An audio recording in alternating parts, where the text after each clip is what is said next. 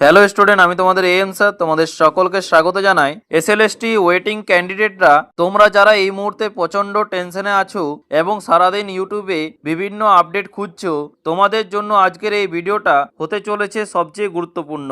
মার্কেটে এখন অনেক রকম হাওয়া চলছে। কেউ বলছে যে প্যানেলের মেয়াদ নিয়ে সমস্যা, কেউ বলছে 10 মার্কসের এক্সপিরিয়েন্স কেস নিয়ে ফ্রেশারদের সাথে অবিচার হচ্ছে, আবার কেউ বলছে ওয়েটিংদের কোনো চান্সই নেই। কিন্তু আজ আমি তোমাদের কোনো রটনা বা গুজব কিন্তু শোনাবো না। আজ কথা হবে একদম অফিসিয়াল ডেটা আর এসএসসির রিয়েল টাইমের ওয়েবসাইট আপডেট নিয়ে। ভিডিও শুরুতেই তোমাদের একটা ব্রেকিং নিউজ দিই, যেটা দেখলে ওয়েটিংরা বুঝবে যে তোমাদের কপাল কিভাবে খুলছে। কেন? কারণ হচ্ছে একাদশ দ্বাদশের কাউন্সেলিং এর প্রথম দিন 7টি বিষয়ের মোট 182 জনকে ডাকা হয়েছিল, কিন্তু শিক্ষাগত যোগ্যতা ঠিকঠাক না থাকায় ভেরিফিকেশনেই প্রায় 10 জনকে বাতিল করা হয়েছে। অর্থাৎ শুরুতে এই 10টি ভ্যাকেন্সি কিন্তু সোজা ওয়েটিংদের জন্য ফাঁকা হয়ে গেল।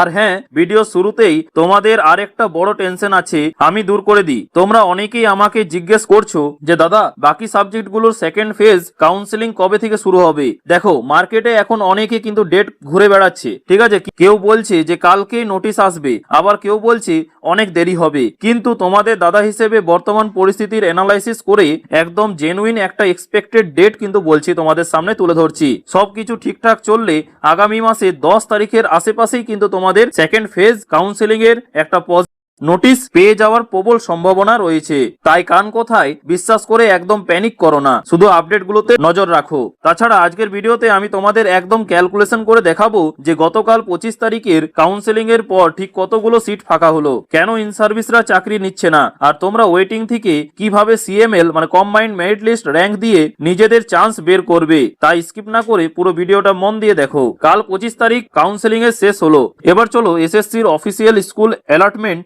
লিস্ট আর ভ্যাকেন্সি লিস্ট মিলিয়ে দেখে নি যে আসল চিত্রটা কি। প্রথমে আসি অ্যাকাউন্টেন্সি বেঙ্গলি মিডিয়াম থেকে এর কথায়, ঠিক আছে। এবং এখানে মেল ফিমেল ভ্যাকেন্সি ছিল 151টি এবং শুধু ফিমেলদের জন্য ছিল 13টি। আর তোমরা জানলে অবাক হবে যে 151টার মধ্যে কাউন্সেলিং এ প্রায় এসে চাকরি নিয়েছে মাত্র 70 জন, আর ফিমেলদের মধ্যে 13টার মধ্যে নিয়েছে মাত্র 3 জন। আর তার মানে মেল ফিমেল 78টা আর ফিমেলদের জন্য 10টা সিট কিন্তু কেউ নিলই না। এগুলো সব ওয়েটিংদের জন্য।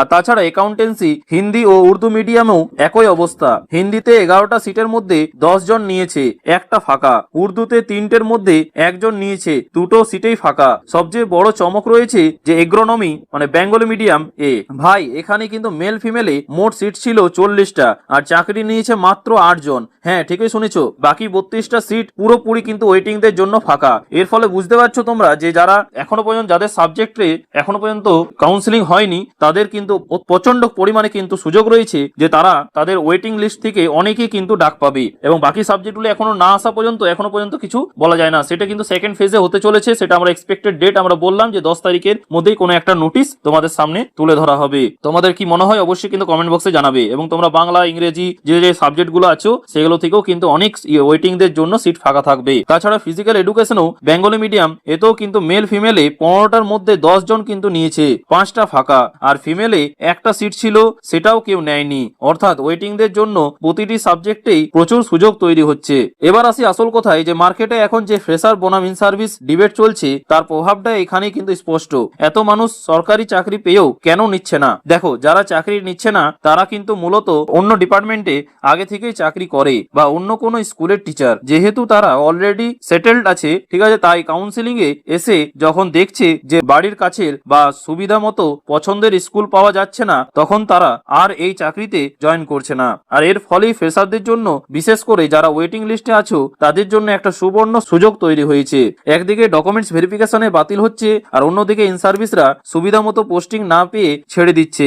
এই প্রতিটা ছেড়ে দেওয়া সিট মানে ওয়েটিং লিস্ট থেকে একজন করে ক্যান্ডিডেটের মুখে হাসি ফোটা। আর তাছাড়া ইউটিউবে এখন সিএমএল মানে কম্বাইন্ড মেরিট লিস্ট আর ওয়েটিং লিস্টের নতুন নিয়ম নিয়ে প্রচুর ভিডিও চলছে। আমি তোমাদের একদম সিম্পল একটা ট্রিক্স শিখিয়ে দিচ্ছি। এসএসসি এসএসসি কিন্তু খুব স্বচ্ছভাবে কাউন্সিলিং এর পরেই ওয়েবসাইটে লিস্ট দিয়ে দিচ্ছে যে কারা কোন স্কুল নিল। ঠিক আছে, তোমরা যারা ওয়েটিং এ আছো তারা নিজেদের হিসাবটা নিজেরাই কিন্তু বের করে নাও। ফাইনাল স্কুল ভ্যাকেন্সি লিস্ট খোলো আর এলটেড লিস্টের ক্যান্ডিডেটদের সেখান থেকে মাইনাস করে দাও।